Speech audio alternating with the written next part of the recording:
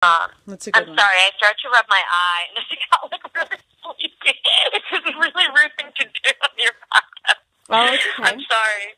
I just need to be real about like why I like zoned out a little because I was rubbing my eye, but I'm awake. It's okay. I I'm zone alive. out all the time. I really do. I zone out all the time. Yeah. So, well, I like that. I like that we can talk about Lucy. She's a great comedian.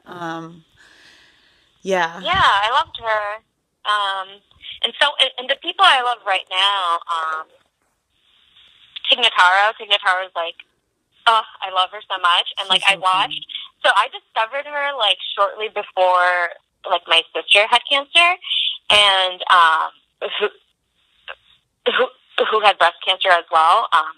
Similar to Tig. And she had a double mastectomy as well, which I think Tig also got. I'm not sure. I know she had like one at least, but I don't know if she did both. But anyways, I discovered her like a little bit before that, and like the bit that I discovered was the one that she, you probably know it, the one where she keeps seeing that one, the country singer she really likes.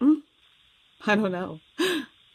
Oh my God, there's a really good bit you should listen to. Well, I'm not going to explain it all, but the gist of it is basically that she keeps seeing this person and she keeps asking them the same question, but like it happens like at different times of her life and in different places in her life, like just like all over, and like this person begins to like hate her basically. Oh my God. But was it Brad Paisley? yeah, I don't think she actually begins to hate her, but like it's an interesting story. You should listen to it from Tig. I can't do the whole bit.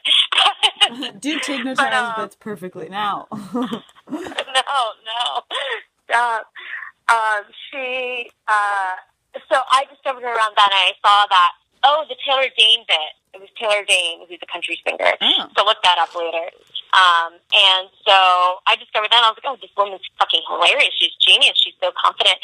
And the thing that I really like about her is that I think that she's similar to Lucy, actually, now that I think about it, and that, like, she runs a long game. Like, you have to stay in there with her and know that she's gonna kill it at the end.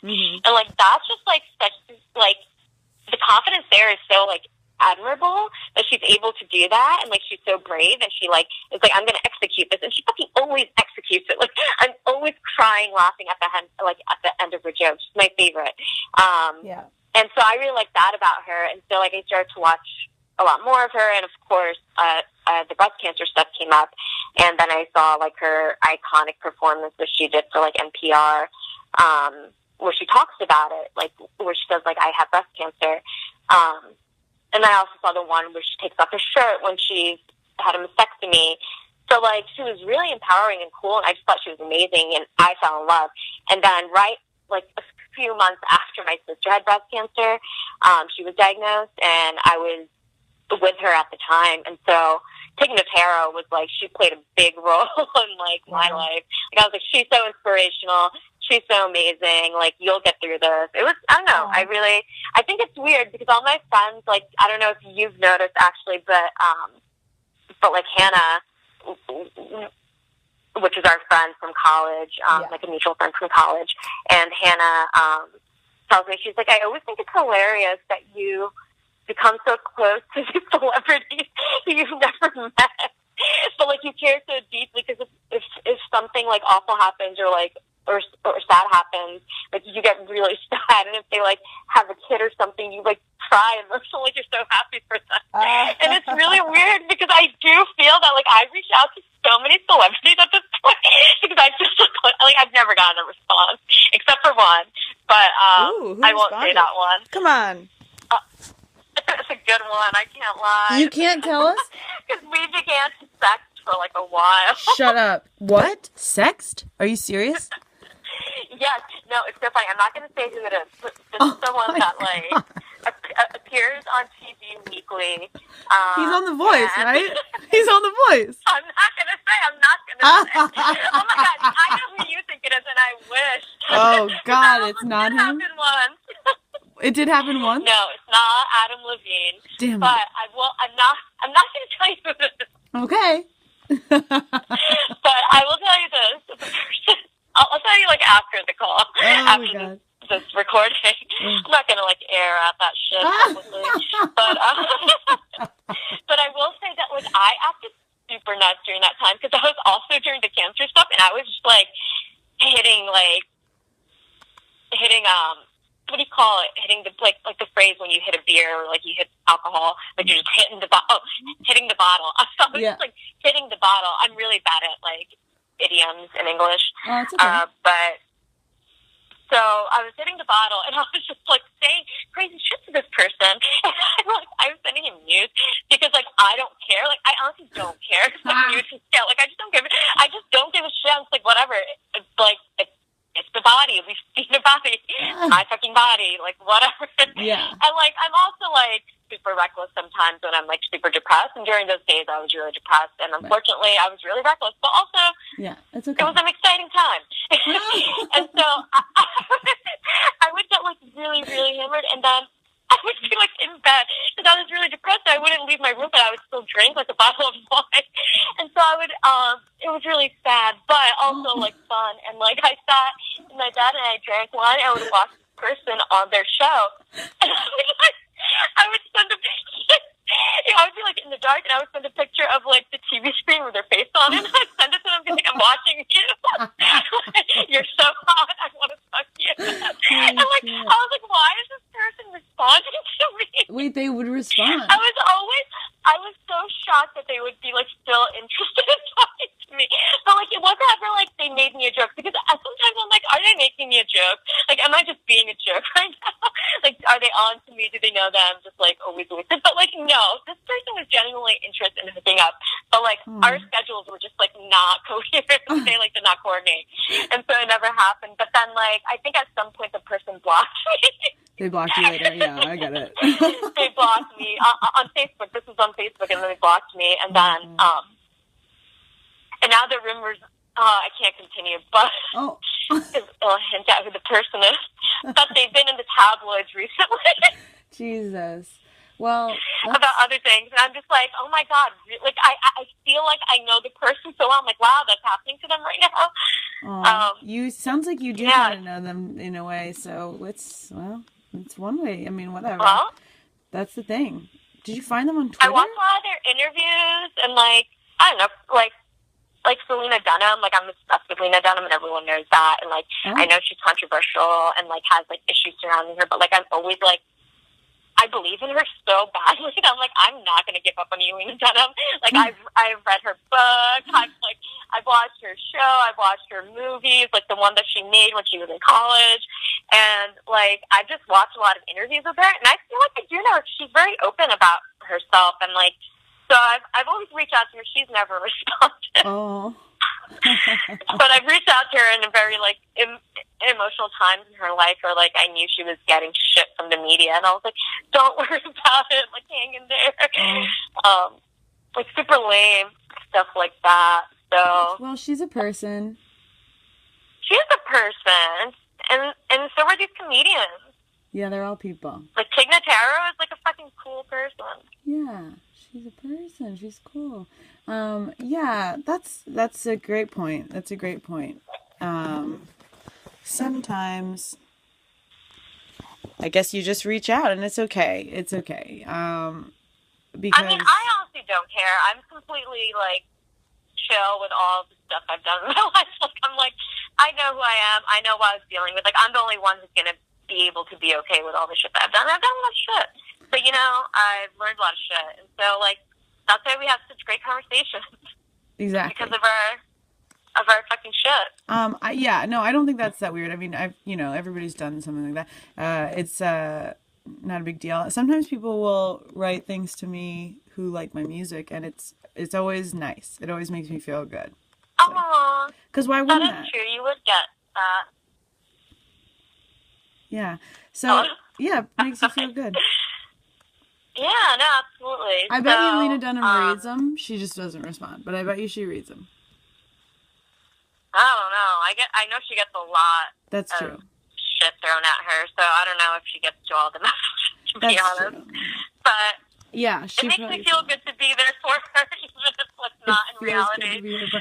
Yeah, well, it's real. It's real because she is a person. So yeah, sending people thoughts like of like kindness and stuff when you're like, oh. They're going through something. Yeah. That's nice. Why not? I mean, Yeah, what's the harm in that? I don't think there's any harm in that. And I think that's really what it is. At the end of the day, everything is about vibes, because if you feel one thing about someone, they can feel it. They can tell. No matter what you say, people can tell. Right. Yeah, no, absolutely. So. And also, like, not to get super hippy-dippy, but I also think that, like, get there. But I also think that, I also think that, like, it's also in part because I care, or, like, Hannah says this about me. She's like, you're too thoughtful sometimes. Like, I'm always, like, super, like, if I'm, like, a host, I'm always, like, extra cautious about every need that they might have. Right. And, like, Hannah's like, okay, no. She's like, I'm fine. It's great. And she's like, I know, it's nice, but it's so funny. And so, like, I think that, like, I just start to become thoughtful of these people that I think I know also. So I just am thoughtful of them, and it makes me feel good to be thoughtful of others. Oh. That's how far I went with the hippy-dippy. I don't think I'm going to try to push it any further. Oh, no, but that's one of the other things that I love about you, is that you just have a huge heart, like the biggest heart I've ever seen. So. Yeah. That means everything to me. Oh. Yeah, I think you're so great, and it's hard. Some people don't. Oh no, I'm getting. And no. What happened? Sorry, I'm using my phone. A person just called me who I met at a supermarket once, and I had to decline the call. Wait, tell me about the person you met in the supermarket. Yeah, well, he was just a boy giving out samples. Not a boy, I mean, like a young guy or whatever, giving out samples. And you know how sometimes a boy, but he's like a boy when you think about it. I'm like, it's too young. Mm-hmm. But, they're all boys. Well, yeah, like once I'm like 20. No, that's rude. I know it's rude, but I always feel like we'll always know more. They are all boys, but also being 28, it's like some of them are boys now, and others, like if they're younger than me, it's kind of like maybe they're boys. But then again, at the same time, we've all met older men who are still boys. Yes, they're men. There's some men. They're out there. Some of them. Oh no, well, I think there's lots of men. But you can be a man at any age, and age does not necessarily make you a grown person. You're so right. No, that's right. Now I feel bad. Don't feel bad. No, don't feel bad. Never feel bad. So we're calling boys. We're calling boys, and we're calling men. Okay, so here's my other question that I circled for you. What is your relationship to dance? Dance, like dancing. Okay. Yeah. I didn't know if that's what you said at first. Oh my God, so passionate. It's like, that's really what Isn't that it? Isn't that? Yes. I think that's it. It's really passionate. Yeah. To sum it up. And stop laughing. I feel like this is insulting now. You're not. Food when you dance.